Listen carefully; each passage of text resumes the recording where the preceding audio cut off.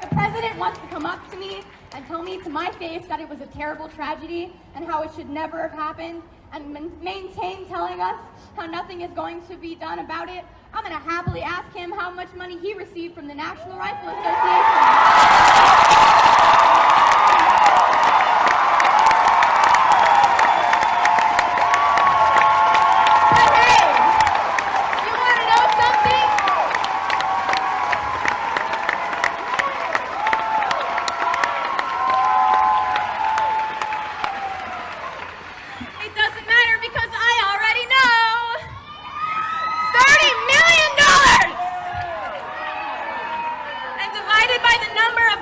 Victims in the United States in the 1.5 months in 2018 alone, that comes out to being $5,800. Is that how much these people are worth to you, Trump? If you don't do anything to prevent this from continuing to occur, that number of gunshot victims will go up, and the number that they are worth will go down, and we will be worthless to you. To every politician who is taking donations from the NRA, shame on you.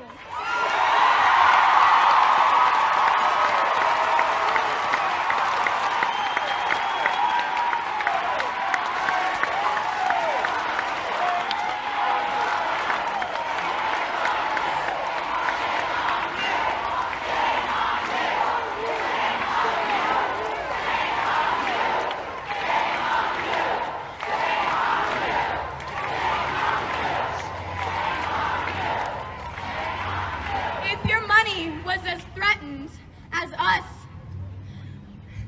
would your first thought be, how is this going to reflect on my campaign? Which should I choose? Or would you choose us? And if you answered us, will you act like it for once? You know what would be a good way to act like it? I have an example of how not to act like it.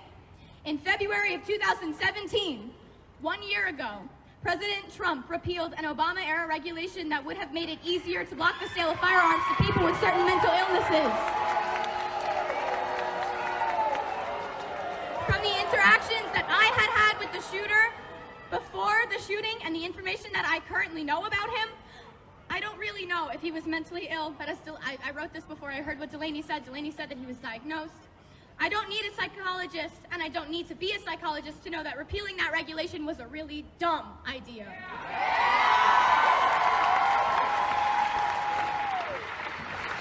Republican Senator Chuck Grassley of Iowa was the sole sponsor on this bill that stops the FBI from performing background checks on people adjudicated to be mentally ill, and now he's stating for the record, well, it's a shame that the FBI isn't doing background checks on these mentally ill people. Well, duh! You took that opportunity away last year!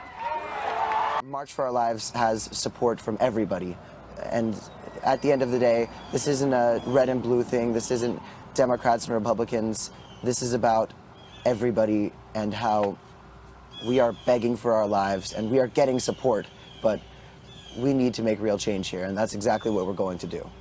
So, Emma, what is the plan? You say you want to spark a national movement. It's one thing to talk about it. It's another thing to actually make it happen. What are you going to do? Well, what we have set up right now, we have a website, March for Our Lives. We're going to be doing a march in March on Washington, where we get students all over the country are going to be joining us. These kids are going to make this difference, because the adults let us down. And at this point, I don't even know if the adults in power who are funded by the NRA, I don't even think we need them anymore, because they're going to be gone by midterm election. There's barely any time for them to save their skins. And if they don't turn around right now and state their open support for this movement, they're going to be left behind, because you are either with us or against us at this point. We are giving a lot of the politicians that we feel neglected by a clean slate, because that's the past, and we understand that. But from here on, we are creating a badge of shame for any politicians who are accepting money from the NRA. It is a special interest group that has most certainly not our best interests in mind, and this cannot be the normal. This can be changed, and it will be changed, and anybody who tells you that it can't is buying into the facade that's being created by the people who have our blood on their hands. David, a lot of people saw the reporting that you did from inside the school while the shooting was taking place, and I'm truly sorry that all of you had to live through that. But I want to read to you what President Trump said last night. He said that it's actually the Democrats that have let you down because they didn't pass legislation when they controlled Congress. Does he have a point?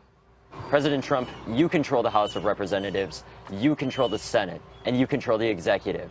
You haven't taken a single bill for mental health care or gun control and passed it. And that's pathetic. We've seen a government shutdown. We've seen tax reform, but nothing to save our children's lives. Are you kidding me? You think now is the time to focus on the past and not the future to prevent the death of thousands of other children? You sicken me. I just want to say something I've heard a lot is the word gun rights. And that has the connotation that we are trying to strip people of their rights. Well, first of all, we have the right to live. And second of all, here at March for Our Lives, at least for me, we don't want to take the guns away from Americans. My father is a police officer, he has guns, and I understand that having concealed weapons is good for protecting yourself. But an AR-15 is not needed to protect your house from robbers. It's not needed to hunt bears. An AR-15 is a weapon of war, and a 19-year-old who is mentally challenged and has problems was able to buy an AR-15 easily. We don't want to disarm America. We want to make America have to work for their weapons, and we have to make sure that everybody who has this kind of power in their hands has been cleared to have it. Because if Nicholas Cruz had gone through 5 minutes with any medical professional, they would have said, this person does not need an AR-15, this person needs a counselor. And 17 people would not have needed graves. Goddamn, man. Goddamn. This moment feels different. It really does. I don't know exactly why. I mean, I guess it's because the students are taking the lead. These people were just in a school as a mass shooting happened, and they saw their friends get fucking gunned down. But this one feels different. There was more... I don't know the right word for it. There was more concision and more directness and less bullshit on this issue in that short clip than on anything I've ever heard any Democratic politician say on this issue ever. There was no beating around the bush. There was no flowery rhetoric. It was all directly to the point. Hey, we need something to be done. Here's generally what we support. We're going to march on this issue to show everybody how serious we are on it. One of the kids said to Trump, shame on you. Shame on you. Because Trump said, hey, the Democrats, blame them because there was a time that they had a supermajority and they didn't get anything done. That's half true. But the part of it that's not true is, bitch, you control everything right now. So go do something right now. If you're saying, hey, he should have done something when he had control, okay. But by your own logic, you should do something now because you have control. Do it. Do it. But no, they're not doing it. But again, this is what a moment this is, because it's almost like the younger generation got so fed up, and then they witnessed this, and then it's all out there now. Really, you motherfuckers have been sitting around doing nothing, taking checks from the NRA as you let 32,000 people die every year in this country from guns. About 10 to 12,000 homicides every year. Don't tell me there's nothing you could do. That's just not true. Of course there's something you could do. You're choosing not to do it. So we're going to fucking make you do it. How about that? And they're right, man. So this one does feel a little different. I don't know if anything will happen. I mean, after Sandy Hook, when we didn't get gun control, we didn't get any kind of gun reform, every reasonable people were saying, including myself, well, this didn't change us, nothing's going to change us. But this one is like, it's a tipping point a little bit, it feels like, because now the kids are speaking out. And man, they're made for this moment. They're all really good. The points they're making are all great. And I love how they kept hammering away on money in politics, because that's the main thing. And, they probably already have made the connection, but if they haven't, wait until they make the connection of, oh shit, that's how our entire country is fucking run. You think money in politics is the problem when it comes to guns? Well, wait till you see what it does to our economic policy. That's exactly why Wall Street keeps getting deregulated and we keep having fucking giant crashes.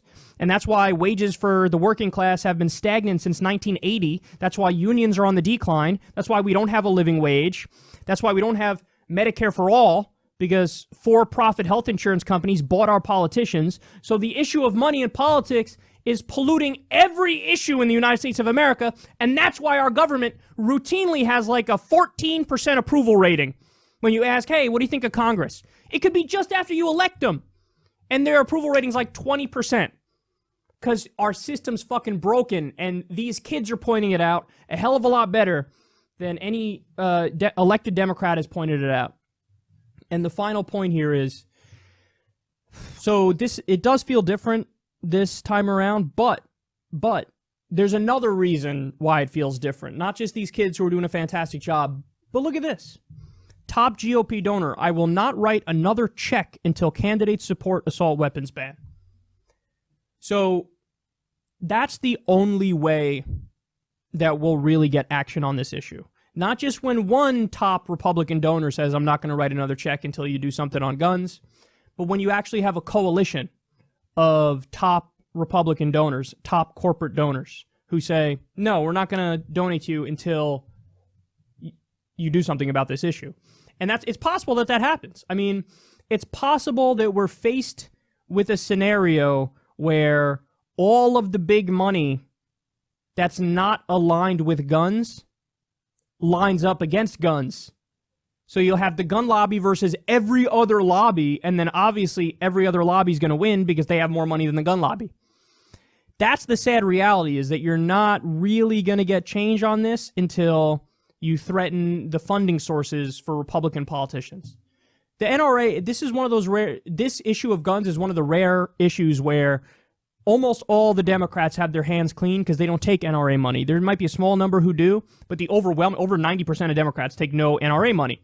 So they're going to be on the right side of this issue when it comes to voting, but the Republicans, you can put enough pressure on them. Other donors can put enough pressure on them where they feel like, if I vote with the NRA, I will lose more money for my re-election campaign, so I can't vote with the NRA anymore. I think that's the only thing that'll really get this to change.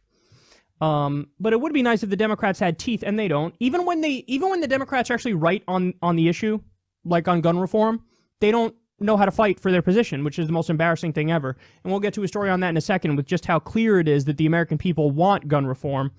But these kids did a fantastic job, and hopefully we see more Republican donors move against the NRA, and then that's really the thing that will maybe make this instance different.